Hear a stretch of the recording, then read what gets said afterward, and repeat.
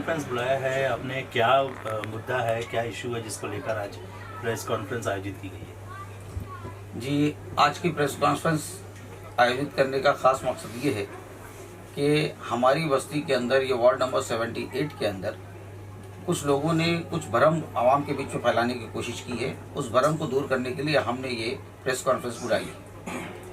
हमारी press conference बुलाने का ख़ास मकसद ये है कि कुछ लोगों ने जो दूसरी पार्टियों से इलेक्शन लड़ रहे हैं, जो कि हमारे भाई हैं, हमारे चाहने वाले हैं, हमारे अच्छे दोस्त हैं, लेकिन उन लोगों को सत्ता का इतना नशा चढ़ा हुआ है सर पे कि वो सब भूल जा रहे हैं कि हम कभी दोस्त हुआ करते हैं या हम भाई होते हैं, हम एक कौम के मानने वाले हैं, हम एक साथ रहने वाले हैं। वो इन चीज़ों को भूल जा रहे हैं।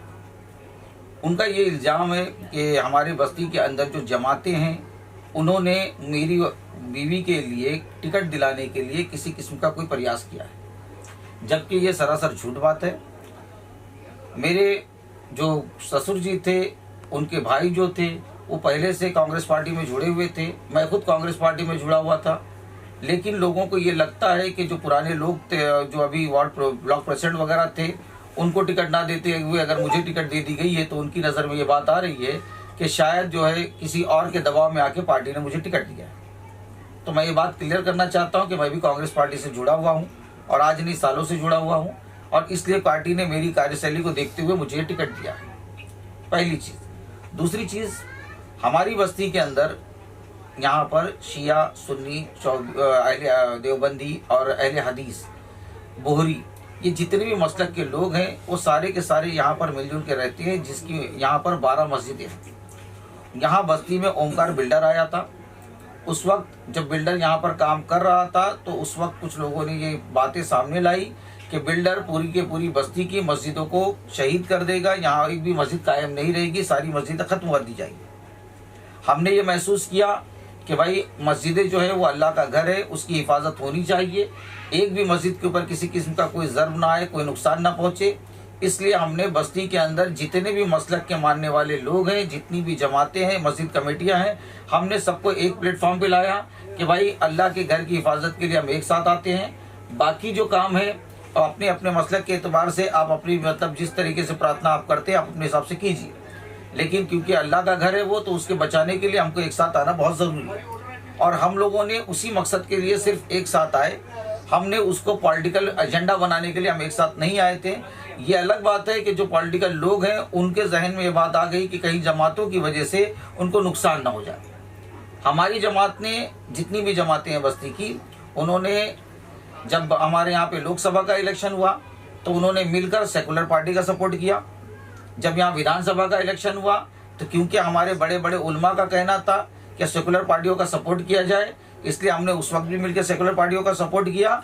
और आज भी हमारी लड़ाई जो है वो फ़िरका परस्त ताकतों से है, जो यहाँ पर हमारे यहाँ पर माहौल को ख़राब करना चाहते हैं, जो तशद्दुद का रास्ता अख्तियार कर रहे हैं। हम ऐसे लोगों का साथ किसी भी हालत में नहीं दे सकते।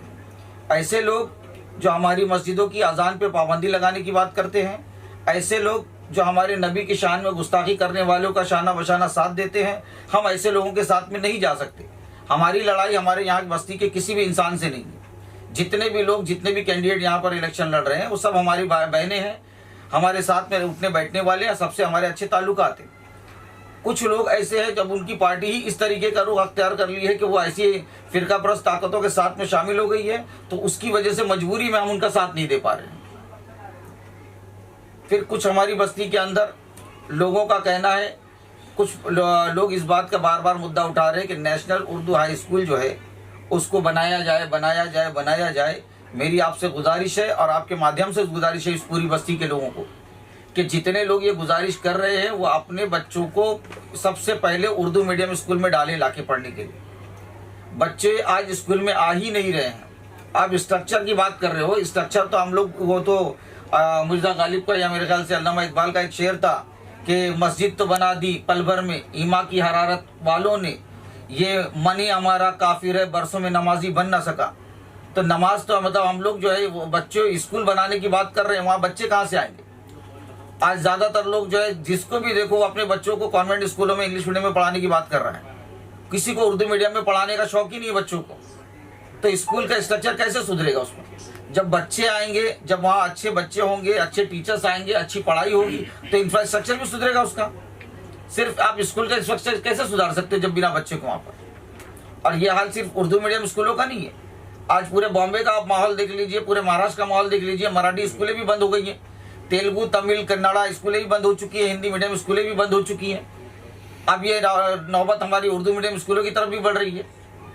तो आप ऐसे मुद्दे उठाइए जिसका कोई हल हो।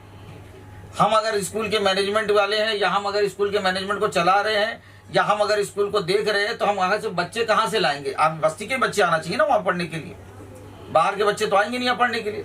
तो मेरी आप लोगों से गुजारिश है, अपने अपने बच्चों को उर्दू मीडियम में पढ़ाने के लिए आप आगे बढ़िए। इंशाल्लाह स्कूल का स्ट्रक्चर भी सही हो जाएगा, इंफ्रास्ट्रक्चर भी सही हो जाएगा, माहौल भी सही हो जाएगा। तीसरी एक बात आ रही है हमारे यहाँ पर कि हमारे यहाँ पर इलेक्शन के अंदर लोगों ने कब्रिस्तान के मुद्दों को एक इशू बनाया हुआ है। हमारे यहाँ पे मेघवाड़ी में एक ही वाहिद मुस्लिम कब्रिस्तान है, और मेरे ख्याल से हमारी जो गैर मुस्लिम भाई है उनके इलाकों में जो है शमशान भूमि वगैरह भी होती है। तो शमशान भूमि वगैरह का भी जो काम होता है वो कहीं ना कहीं कोई ना कोई लीडर पार्टी फंड से पार्टी फंड से तो नहीं कराता है, गवर्नमेंट के फंड से ही कराता है। और गवर्नमेंट का जो फंड होता है वो आम जनता के जो है इनकम टैक्स से आता है, गवर्नमेंट कहीं अलग से उसको जनरेट करके नहीं लाती है। हमारे उनके वहाँ पे मशान का काम अगर कराया जाता है तो मैंने तो नहीं देखा किसी नेता को कि अपने किसी भाषण के अंदर वो इस बात का लेके आए कि मैंने मशान का काम कराया, इतना फंड लगाया, उतना फंड लगाया शमशान का। लेकिन हमारे यहाँ पर ऐसी चीज़ आ गई है कि हमारे वहाँ कब्रिस्तान का एक काम किया गया है, माशाल्लाह अच्छा काम हुआ है कब्रिस्तान का। फंड जिसने भी कराया होगा, फंड तो गवर्नमेंट का है, जिसने भी प्रयास किया होगा तो उस चीज़ को इलेक्शन में कम से कम इसका इशू ना बनाए। कब्रिस्तान है वो, वहाँ पे लोगों को जाने के बाद आखिरी जगह वो, कम से कम उसको तो इशू ना हो, इलेक्शन का मुद्दा ना बनाए। उसके बाद हमारे यहाँ पे एक मुद्दा और है कि लोग जो है मुझ पर इल्ज़ाम लगा रहे हैं कि मैं बिल्डर का आदमी हूँ, बिल्डर ने मुझे टिकट दिलाकर इलेक्शन में खड़ा किया। हमारी बस्ती के अंदर एक कुकरेजा बिल्डर है जिसका आज कई सालों से काम चालू है। गवर्नमेंट का रूल आता है कि कम से कम 3 साल का भाड़ा एक साथ देना चाहिए। आज भी आप जाइए, उसका पता लगाइए कि वहाँ उस बिल्डर की दलाली कौन कर रहा है, उस बिल्डर की तरफ से फंड लाके कौन क्या कर रहा है, उस बिल्डर के पूरे कामकाज का कॉन्ट्रैक्ट कौन उठा रहा है, उस बिल्डर का असल दलाल कौन बना हुआ है। एक महीने का भाड़ा आता है, उसमें भी कई महीनों के लोगों के भाड़े अभी भी पेंडिंग चल रहे हैं। तो ये सब इशू आप देखिए ना कि आप जो इशू आप उठा रहे हो तो पहले अपने आप के गिरबान में झांको। आप बिल्डर के खुद जुड़े हुए इंसान जो है वो दूसरों को बिल्डर का आदमी बता रहे हैं। और कोई बिल्डर अगर एक फंड में 1 रुपए का भी फंड लगा रहा है मेरे पीछे, तो आप उसको लाके साबित कीजिए। बिल्डर का आदमी बिल्डर की औरत बनाने से पहले आप पहले साबित तो कीजिए कि बिल्डर कौन क्या कर रहा है। हमने हमारी मस्जिदों के अंदर जब मस्जिदों की बारी आई थी कि ओमकार बिल्डर जो है मस्जिदों को यहाँ से हटा देगा, एक भी मस्जिद को सही सलामत नहीं रहने देगा, तो सबसे पहले हम मस्जिद वालों ने ही उसको नोटिस वगैरह भेजा। बिल्डर के पीछे हम पड़े। आज तो माशाल्लाह अल्लाह का एहसान है कि वो बिल्डर ही भाग गया है बस्ती से। और मस्जिद के लिए जब भी कोई बात आएगी तो जमातें जो है वो चूड़ियां पहन के नहीं बैठी हुई है कि मस्जिद को किसी भी तरीके से कोई भी आएगा और मस्जिद को शहीद करके चला जाएगा। हम जो है पूरी तरीके से, क्योंकि अवाम के पैसे से ताउन होती है मस्जिद, किसी एक के बाप की जागीर नहीं होती है। हम इसके लिए पूरा प्रयास कर रहे हैं कि किसी भी मस्जिद के ऊपर किसी किस्म का कोई बात ना आने पाए। और आपके माध्यम से मैं ये बात बताना चाहता हूँ कि जमातें आपस में मस्जिद के मसले को लेकर मुत्तहिद हैं, अपनी कौम के मसले को लेकर मुत्तहिद हैं। और जब हमारे बड़े बड़े उलमा कोई फतवा देते हैं, किसी बात के लिए हमसे गुजारिश करते हैं, तो उनकी बातों को मानना हमारे लिए जायज़ है, क्योंकि हमारे उलमा जो होते हैं वो हमारे रसूल के नायब हैं। हम उनके पीछे नमाज पढ़ते हैं तो उनकी बातें तो हमको मानना ही है।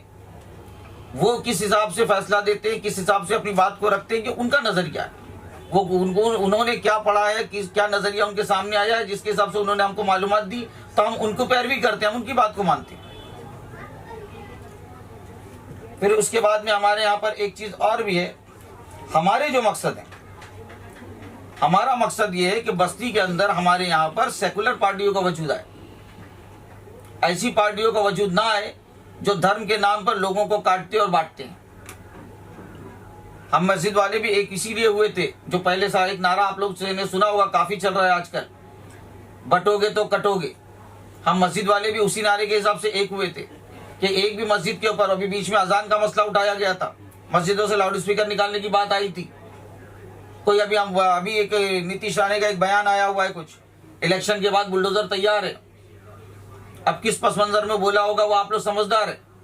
तो हम नहीं चाहते ना कि ऐसी कोई फिरका परस्त ताकत या ऐसी ज़हनियत वाले लोग हमारी कौम के ऊपर आके हावी बने, यहाँ पे हुक्मरान बने।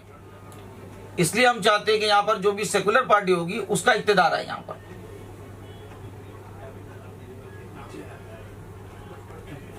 के अंदर या पूरे मुल्क के अंदर आप लोगों ने सुना होगा कि SIR का काम बहुत जोरों शोरों से चालू है और कई लाखों के हिसाब से, कई करोड़ों के हिसाब से लोगों का नाम जो है इलेक्शन लिस्ट से निकाला जा रहा है।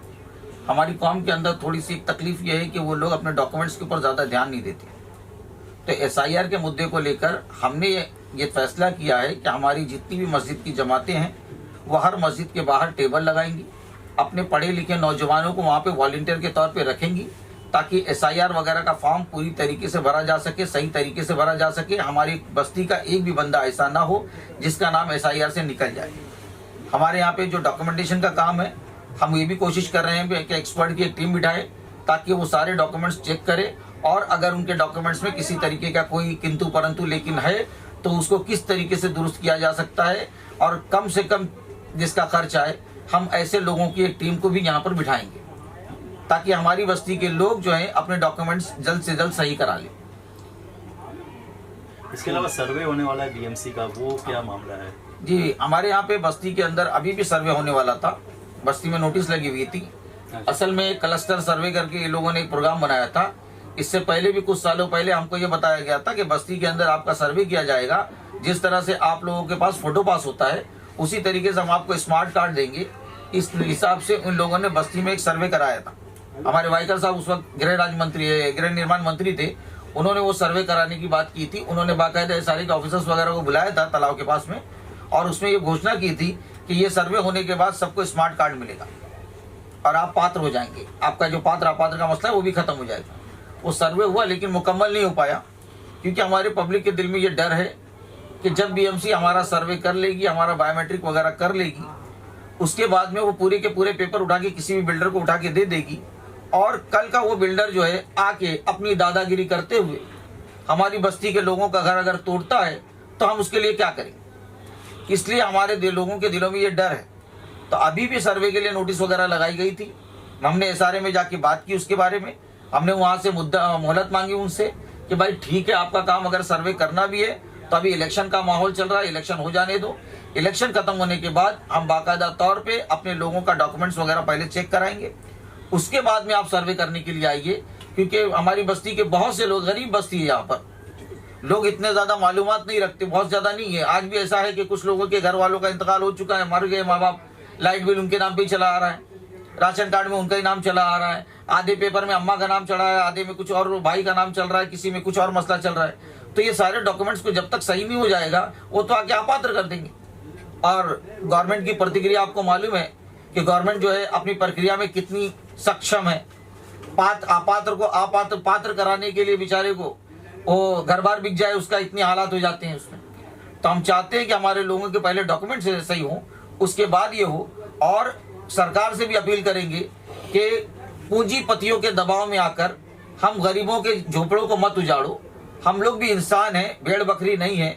आप पूंजीपतियों को फायदा पहुंचाने के लिए हमारे जो गरीब लोग हैं यहाँ पर, गरीब आवाम जो है यहाँ पर, इनके घर मत उजाड़ो। हमारा आपसे एक ही नारा है, एक ही बात की फरियाद है हमारी आपकी कि हर एक को घर के बदले घर मिलना चाहिए। अगर उसके डॉक्यूमेंट्स में कुछ 19-20 है, SRA के कानून के अंदर तो बहुत सी चीज़ें हैं लेकिन वो मानते नहीं हैं क्योंकि बिल्डरों का मतलब उनको पहुंच जाता है जो भी हिसाब किताब होता है तो वो आवाम को परेशान करते। वरना SRA के अंदर तो ऐसा है कि एक छोटे से चिंदी का भी पेपर रहेगा आपके पास में तो उसके ऊपर भी आप पात्र हो सकते हो, लेकिन वो उतने डॉक्यूमेंट्स आपको बताते नहीं है। उसके लिए आपको इतना ज़्यादा परेशान करते हैं कि आप ज़हनी परेशान हो कि आप मतलब जो है अपने आप की हार मान लेते हो। तो हमारी सरकार से ये अपील रहेगी कि सरकार ऐसा कोई भी काम कदम ना उठाए। हम भी गरीब लोग हैं, हमको भी घर के बाहर घर मिलना चाहिए। हम भी यहीं के रहने वाले हैं, इसी मुल्क के बाशिंदे, हम लोग इसी मुल्क में पैदा हुए हैं। आज़ादी की लड़ाई में जितना आप लोगों ने हिस्सा लिया था उतने हमारे पुरखों ने भी हिस्सा लिया था। इस शहर की तरक्की में जितना आपका हाथ होगा उतना हमारा भी हाथ होगा। जितना हमारे गैर मुस्लिम भाई मेहनत करते हैं उतने हमारे मुस्लिम भाई भी मेहनत करते हैं। तो हमारे साथ इस तरीके का भेदभाव ना किया जाए। बल्कि हमको भी इंसान समझा जाए और हमको भी सामान्य हक दिए जाए। आए दिन हमारे सामने कहानियां आती हैं, मराठी बोलने के नाम पे झगड़ा हो रहा है, बराबर, मराठी मानुस के नाम पे झगड़ा हो जा रहा है, बुरके पे के नाम पे झगड़ा हो जा रहा है। भाई आप लोग भी तो अपने हिसाब से पहनावा पहनते हो, आपको किसने मना किया है? जब ज्यादा धूप निकलती है, आप नागपुर वगैरह साइड में चले जाइए और ऐसे इलाके जहाँ पे ज्यादा विदर्भ वगैरह के इलाके में चले जाइए, जब ज्यादा गर्मी होती है तो हिंदू महिलाएं भी अपने चेहरे पे नकाब लगाती हैं, मास्क पहनती है। आपको नकाब से इतनी तकलीफ क्यों होने लगती है? आपको नहीं लगता सर ये जो चीज़ें हैं कहीं ना कहीं व्हाट्सएप की देन है, और इसका पूरा इल्ज़ाम व्हाट्सएप पे जाता है? हाल ही में तुर्कमान गेट की जो है एक अफवाह फैलाई गई कि मस्जिद तोड़ दिया, लेकिन कुछ नहीं था वहाँ पर। तो मानते हैं कि व्हाट्सएप की सब कहानी ही है? ये सरकार को जो है ना इन सारी चीजों पे खुद नियंत्रण रखना नहीं, आपको लगता है कि व्हाट्सएप जो है, व्हाट्सएप जो है ना, देखिए जो झूठी खबरें, झूठी अफवाहें फैलाना, हाँ जी, जो सोशल मीडिया है वो ऐसा है कि आपको एक चीज मैं भी बता दूं कि हम लोग जब भी अपनी रैली वगैरह के अंदर, डोर टू डोर कैंपेन के अंदर जब घरों घरों पे जा रहे हैं, तो लोग हमको बता रहे हैं कि भाई 4 बटन दबाना है, 3 बटन दबाना है। तो हमने बताया उनको कि भाई ये सब जो है ना, जो गांव खेड़े के वहां पर जहाँ पे बलदियाती इलेक्शंस थे वहां के प्रोसीजर थे यहाँ पे कि प्रधान भी चुनना था, आपको सरपंच भी चुनना था, ये सब चीजों के लिए आपको वहाँ पे 3 बटन 4 बटन का प्रोसेस था। अब वो वाला प्रोसेस जो है वो हमारे यहाँ पे घुमाए जा रहे हैं। इससे आवाम जो होती है वो कंफ्यूज होती चली जा रही है। अब ये कंफ्यूजन को दूर करना भी सरकार की जिम्मेदारी थी। और ऐसी चीजें जो व्हाट्सएप, फेसबुक वगैरह पे चलती है, एआई पे चलती है, गवर्नमेंट को चाहिए कि वो कोई ऐसा नियंत्रण क्षेत्र बनाए कि ऐसी कोई भी चीजें जो होती हैं वो बिना वहां से सैंक्शन हुए बाहर ना निकले। ये अपने अंडर में लेना चाहिए, ये अपने अंडर में लेना चाहिए सरकार को। होता ये है कि जो भी खबर आती है, जैसे कहीं पे भी होता है, कहीं कुत्ता मरा पड़ा हुआ है तो उस पर भी इल्जाम लग जाता है कि गाय मरी पड़ी है। ऐसे लोगों को मॉब लिंचिंग वगैरह हो जा रही है। एआई पे सर आप समझ भी नहीं पाएंगे कौन किसने क्या बनाया। मंदिर मस्जिद का जो झूठे किस्से चल रहे हैं, भड़काया जाता है कि मंदिर मस्जिद के नाम पे ये हो गया वो हो गया, उस बारे में क्या कहना है एआई का? नहीं, आपको गवर्नमेंट को चाहिए कि ये एआई जो है, क्योंकि टेक्नोलॉजी है, टेक्नोलॉजी हमारे फायदे के लिए भी है, तो उससे ज्यादा हमारे को नुकसान भी पहुंचा रही है। ये तो आप लोगों ने भी स्कूलों में पढ़ा होगा, जब निबंध हमको लिखना आता था तो साइंस जितनी जो है हमारे लिए बेनिफिशियल है उतनी हमारे लिए डेंजरस भी। आज जो है लोग टेक्निकली जो यूज करते हैं उसका, आज एआई वगैरह जो है वो हमारे लिए बहुत ज्यादा एडवांसमेंट में बहुत ज्यादा फायदा है उसका, लेकिन अगर हम उसको गलत तरीके से उपयोग करेंगे तो बहुत ज्यादा नुकसान है उसका। तो सरकार को चाहिए कि ऐसी चीजों को अपने नियंत्रण में ले, आप उसके ऊपर कोई ऐसा कानून बना दे कि वो नियंत्रण से बाहर न जाने पाए। एक आखिरी सवाल जानना चाहेंगे, चुनाव प्रचार चल रहा है, किस तरह का रिस्पांस आपकी पार्टी को मिल रहा है? देखिए, चुनाव प्रचार तो हमारी पार्टी का मसला ऐसा है कि यहाँ पर गठबंधन की वजह से हमारी कांग्रेस पार्टी बहुत बैकफुट पे चली गई थी। नहीं तो एक वक्त ऐसा था कि ये जो वार्ड नंबर 78 है वो कांग्रेस का गढ़ माना जाता था। यहाँ पे एक तरफा वोट मिलते थे, वन साइड में कांग्रेस जीतती थी, यहाँ दूसरी कोई पार्टी का वजूद ही पैदा नहीं हो पाता था। लेकिन ये जो गठबंधन वगैरह का मसला पैदा हुआ और कुछ थोड़ा सा मतलब जो है पॉलिटिकल जो चेंजेस आए हैं 2014 के बाद से, तो उसकी वजह से थोड़ा सा हमारी पार्टी जो है ना उस वक्त वो एक फुट पे चली गई थी। लेकिन हमारी पार्टी को कई हमारे लोगों को, बस्ती के लोगों को कई सालों के बाद वापस से एक बार 8 साल के बाद पंजा वापस दिखाई दे रहा है, उनको पंजे का निशान दिखाई दे रहा है। और हमारी बस्ती के लोग जो हैं वो राहुल गांधी के विचारों के उससे का समर्थन करते हैं। हमारे बस्ती के लोग जो हैं वो कांग्रेस के विचारों का समर्थन करते हैं। इसलिए हमको बहुत अच्छा रिस्पांस मिल रहा है। जिसके भी दरवाजे पे हम जाते हैं उसकी एक ही बात होती है कि बेटा हम तो हमेशा पंजे को ही वोट देते आए हैं और हम पंजे को ही वोट देंगे। Thank you sir. Welcome. Thank you sir.